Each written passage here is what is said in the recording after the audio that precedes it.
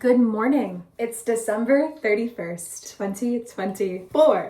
And I'm covering myself because I don't want to show my boobies. This marks the day of the last day of my deployment in Wilmington, North Carolina for an insurance job. I have been sick the whole time, so I'm really happy to go home and sleep.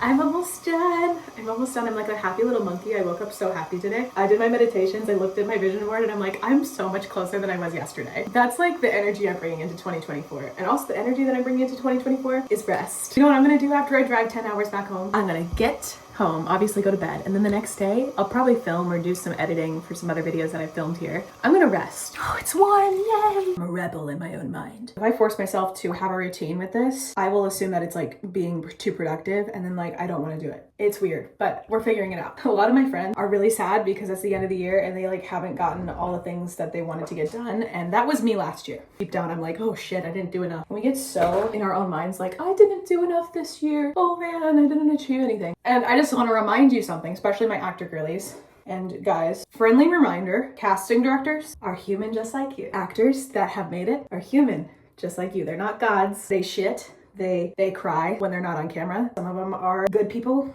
You don't know really which ones are because you don't know, life completely. They all make mistakes. You also have the power to be one of them. And you already are, because I believe if you were given this purpose and you haven't given up yet, and I'm talking to myself here because I gave up a couple times, not only on YouTube, but on other things and acting as well. If you're still here and you still feel this burning desire in your heart, obviously you're gonna make it, just period, okay? You just gotta keep going. I've been like working on manifesting moving to New York for like a whole year. I mean, I didn't know where I was gonna go at the beginning of last year, or this year, but now I know. And now that I made that choice, it's like hitting me how close it's getting. And I'm scared. I'm really, really scared, but I'm excited. You don't have to get everything done the first of the month of January like everybody else, because then your momentum will die and then you'll feel so exhausted and everything you wanted is dissipated. I always have a slow start in my Januaries because I know that that will bring more momentum in the long run. Plus it's winter time, and winter time is the time that we need to rest. Days are shorter for a reason. We forget just because we work for corporate America or whatever, and especially my actor friends and my artist friends, they're like, I need to be making art. I need to be doing this. Art does not come out of productivity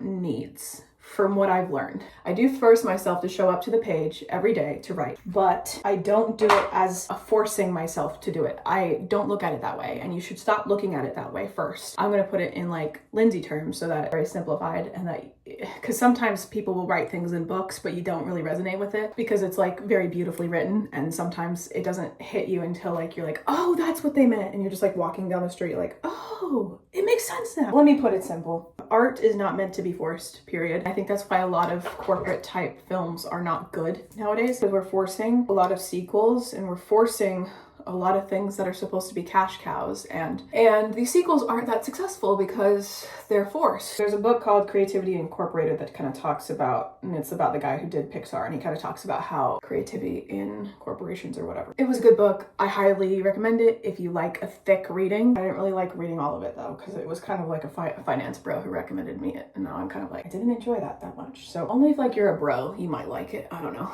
Anyway, the Rick Rubin book, I haven't finished it yet. Julia Cameron, she talks a lot more about these things. I think she's the best out of all of the creativity books, and she also gives you practical steps to unblock yourself. And why I'm talking about her mainly is because I think we forget how precious we are as human beings. And I don't know about you, but when I started acting classes in high school, I went to a performing arts high school, and they taught me specifically that your body is your instrument. And then every BFA program that I auditioned for would repeat that same thing over and over again, and to the point where I was kind of annoyed because my anorexic self at the time was like, I know, I just have to be skinny though. And in some cases I do need to be skinny, or I felt like I did.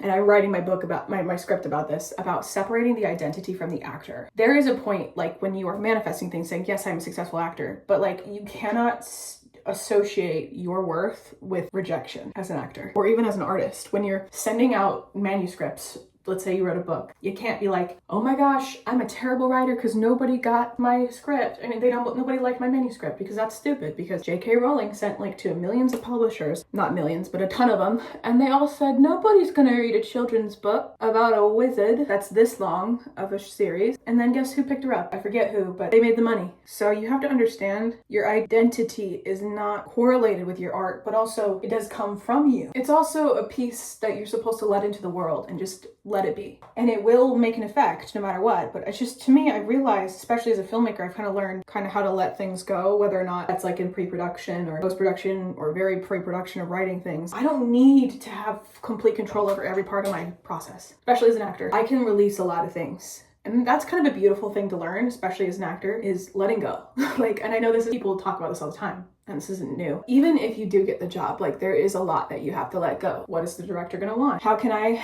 serve that to the best of my ability, but also let go of that and let go of my fear of being shitty? Because sometimes people feel shitty. I also learned that Zendaya, Miss Zendaya, she's one of the most booked actresses right now. And she, on, I think it was Jimmy Fallon or Jimmy Kimmel, said, I haven't been on set for 2 years while she was promoting Challengers. And she said, I haven't been on set for 2 years, and I'm afraid that I'm not gonna be good enough when I get back, that I've gotten too rusty. And I literally started breaking down crying because I haven't been on set in forever, and I've been, other than directing, and I so felt that, and I was like, wow, Zendaya, who's booking way more than I am, has a nice big house, is doing great, still feels that way. And I'm like, Emmy award-winning Miss Zendaya feels that way. And then Bill Hader talks about something like this. He said, I won my Emmy, but that didn't change anything. I still wake up anxious. I still struggle to figure out what I'm doing each production of Barry. And I was like, damn, these are just people, okay? So when you're making your New Year's resolutions, you don't need to really make them resolutions. I feel like you should make them, Eli Rallo talks about, she says, this aspirations. There's a lot of surrender you gotta do, my friend, for your life.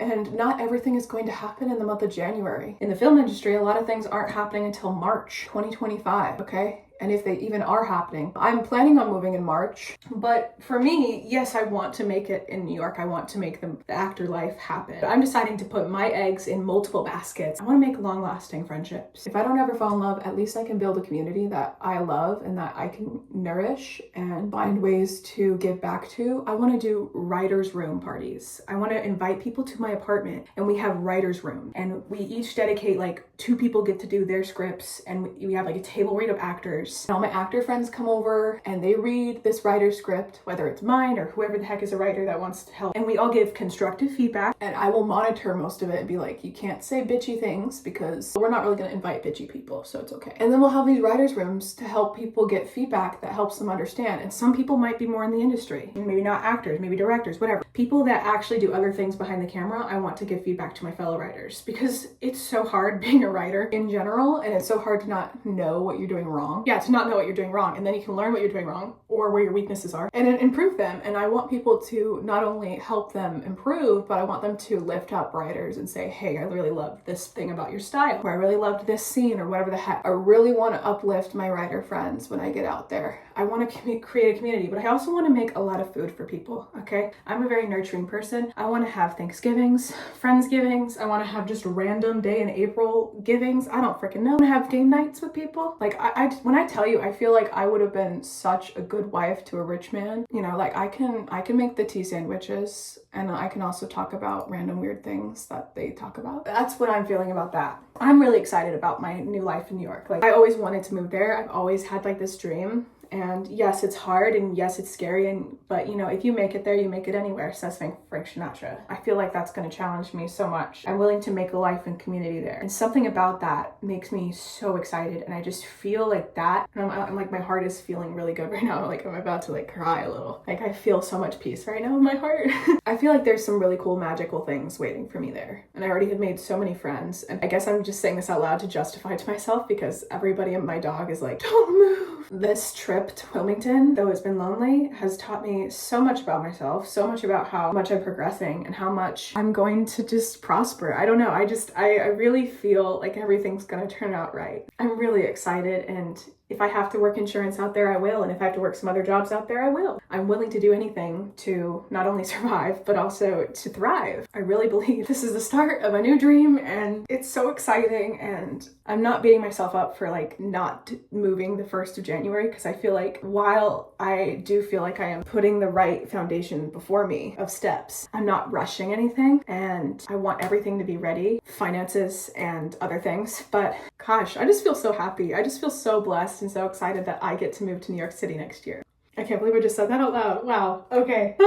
Okay. And I already have such an amazing community there. I have amazing acting classes and people that I love there. I cannot wait to just give and like receive, and what a beautiful life I'm creating. What a beautiful life I'm creating. And so I guess I'm making this to say to you, don't rush your January. Your January will be long and it will be hard, and you don't need to rush so fast into your goals. Like my goals is to lose 30 pounds. I don't really look like it, but like I do have a little bit of chub right here. The camera does add 20 pounds when you are on set, and my ideal weight is just a lot less than now. But also I've been stress eating a lot. I haven't been able to eat well, but I also haven't been able to go to the gym. I'm a very strong, active person. I usually go to the gym like at least 6 to 7 times a week, and I want to get back, but my bronchitis is so bad that like I can barely breathe. So I'm gonna get that checked out in January, and hopefully I can go back to the gym and breathe well. That's my goal, is to be able to breathe again freely, and to be able to sing better, and to be able just to, get back to health. And it's okay that your body is tired. It is such a tiring time of year. And so instead of pushing forward saying, I have all these goals, you can ease into your goals. Like for me, usually I use January as a way to just ease into it. Like I'll do 1 week. The first week I'll get my vision board and my goals together. Second week I'll be like, okay, what can I do every day to implement this? Third week I start implementing it. Fourth week I see what works and what doesn't, and then I continue to adapt that as I go along. And January 1st is not necessarily the day to fix everything. It's still kind of like Christmas, everything's closed. So just remember, like, rest on January 1st, just the way you would for Christmas Day. Everything is going to be okay. You don't need to rush anything. Everything that you want is still there. It's still going to come to you. It's still going to work out. And just relax. Just relax this New Year's, okay? The things that are meant for you don't need you to rush to them. Things that are meant for you don't need you to worry about them. You don't need to have anxiety about the things that are meant for you. You also don't need to have anxiety about the things that are meant for you that you're worried about progressing in. So stop worrying, relax, breathe. I love you. Happy New Year. You got this. Okay, see you later. Don't forget to subscribe, like this video. And if you like more, you can check out this YouTube channel and subscribe here. But also I have another YouTube channel called Lindsay Balliff where I sing mostly, and sometimes we'll do vlogs. You can go back to Lindsay Balliff, my original channel. Thank you. Have a beautiful day. I love you. Bye.